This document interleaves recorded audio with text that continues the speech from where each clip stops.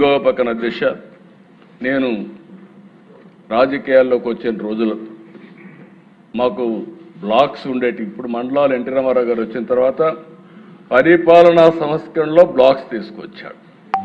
ఆ రోజు సమితిలు ఉండేటివి, ఆ రోజు జిల్లా పరిషత్ ఉండేది.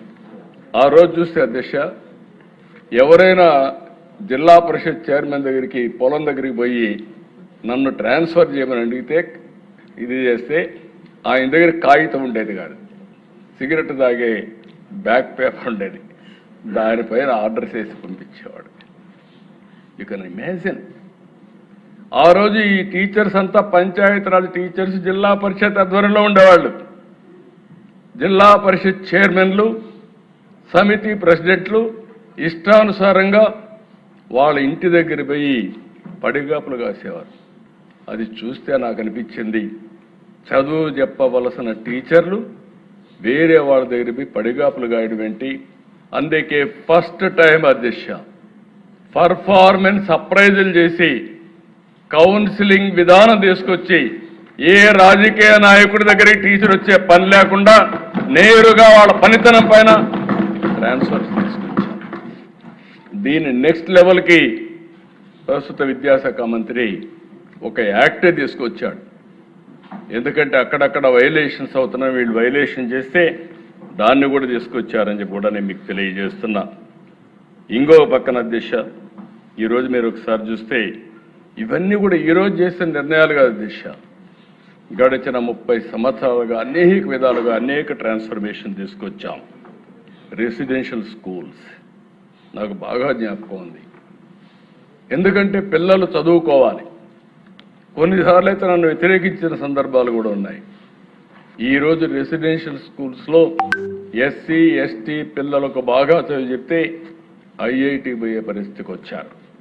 దాన్ని మళ్ళీ డెడికేటెడ్ స్కూల్స్ పెట్టే పరిస్థితికి వచ్చాం. నా ఆలోచన ఈరోజు 5 లక్షల మంది ఎస్సీ ఎస్టీ బీసీ పిల్లలు ఉన్నారు. ఈ 5 లక్షల మందికి రెసిడెన్షియల్ స్కూల్స్ గారు కట్టగలిగితే, అక్కడ కానీ స్పెషల్ కోచింగ్ ఇవ్వగలిగితే బ్రహ్మాండంగా పైకి వచ్చే పరిస్థితి వస్తుంది. అది కూడా ప్లాన్ చేస్తున్నాం అధ్యక్ష. ఇంకొక పక్కన అధ్యక్ష మీరు ఒకసారి చూస్తే ఈరోజు గడిచిన ప్రభుత్వం 1924 10-12 లక్షల మంది పిల్లలు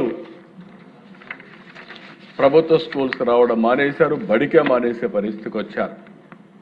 మేము ఆ రోజు ఒక హామీ ఇచ్చాం, ఎంతమంది పిల్లలుంటే అంతమందికి తల్లికి వందనం కింద 15,000 వేస్తామని చెప్పి మాట నిలబెట్టుకున్న ప్రభుత్వం ఎన్డీఏ ప్రభుత్వం అధ్యక్ష. దీనివల్ల మీరు చూసినప్పుడు ప్రైవేట్ స్కూల్ సుప్రీంకోర్టు ఆదేశాలతో ఇంకొక పక్క మీరు చూస్తే ఏదైనా ప్రైవేట్ స్కూల్స్లో కూడా first class admissions government recommendation, government దీనికి ఇవ్వాలి, కోటా కింద ఇవ్వాలని చెప్పి పెట్టారు.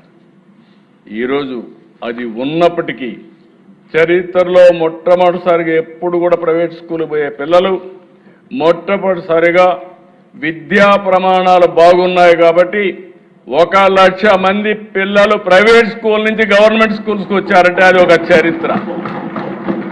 ఇది ఓవర్ నైట్ అయిపోలేదు దిశ. ఇవన్నీ కూడా ఒక నమ్మకం, ఒక ప్రొసీజర్ అయినాయి. ఇక్కడికి వస్తే దిశ ఈరోజు డిఎస్సి నేను ఒకటే చెప్తున్నా, మాట్లాడే వ్యక్తులకి మీకైనా విశ్వసనీయత ఉండాలి, మీరు చెప్పే విషయాలకైనా సమాచారం ఉండాలి, వాస్తవం ఉండాలి. ట్రూత్ లేకుండా ఏదో గుడ్డ కాల్చి వేరే వాళ్ళపైన వేస్తానో